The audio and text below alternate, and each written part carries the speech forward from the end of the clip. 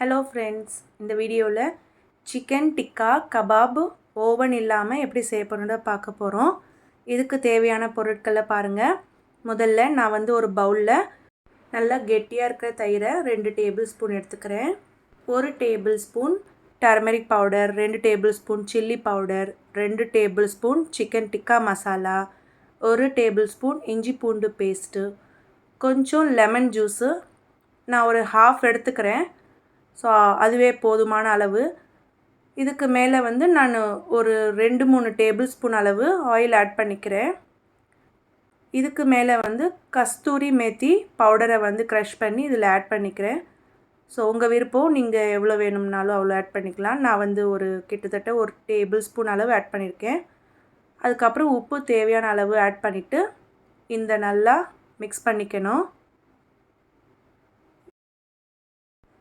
Mix பண்ண பிறகு இதில் நான் 1/2 கிலோ போன்லெஸ் சிக்கன் ஆட் பண்ணிக்கிறேன். ஸோ இந்த மசாலாவில் நல்லா மிக்ஸ் ஆகிற அளவுக்கு நல்லா மிக்ஸ் பண்ணிக்கணும். இதுக்கு மேலே நான் ஒரு கறி துண்டை இந்த மாதிரி ஒரு பவுலில் போட்டு இது நல்லா சூடாக இருக்கும்போது மேலே 1 டேபிள் ஸ்பூனு நெய் ஆட் பண்ணி மூடி போட்டு விட்டுடுறேன்.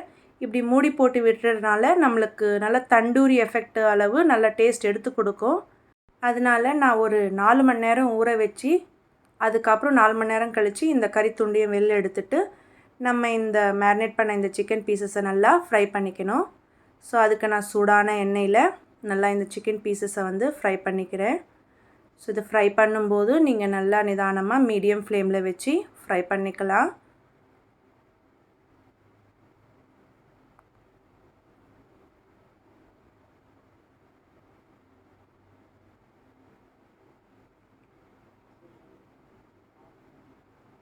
ஸோ இது நல்லா குக் ஆகணுன்றதுக்காக நான் மூடி போட்டு விட்டுடுறேன். இந்த மூடி போட்டு அப்படியே 1 நிமிஷம் விட்டுடுங்க. மூடி போட்டு வைக்கும்போது அதிலிருந்து தண்ணி எல்லாமே நல்லா வெளியேறும். அது மட்டும் இல்லாமல் சிக்கனும் நல்லா கொஞ்சம் குக் ஆகும். 1 நிமிஷம் கழித்து ஓப்பன் பண்ணி பார்த்திங்கன்னா இந்த மாதிரி தண்ணி எல்லாமே வெளியேறிருக்கு.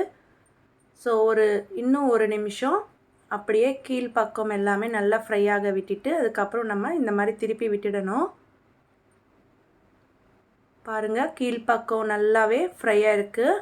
ஸோ நம்ம திருப்பி வைக்கும்போது பாருங்கள் நல்லா எந்த அளவுக்கு கோல்டன் ப்ரௌன் கலராக வந்திருக்குன்னு. இப்போது மேல் பக்கம் உள்ளது எல்லாமே நல்லா ஃப்ரை ஆகணுன்றதுக்காக நம்ம இந்த மாதிரி திருப்பி விட்டுக்கிறோம். இதுவும் ஒரு 2 நிமிஷம் மீடியம் ஃப்ளேமில் அப்படியே விட்டுட்டு அதுக்கப்புறம் நீங்கள் ஒரு பவுலில் இல்லைன்னா ஒரு பிளேட்டில் சர்வ் பண்ணி எடுத்து வச்சுக்கலாம்.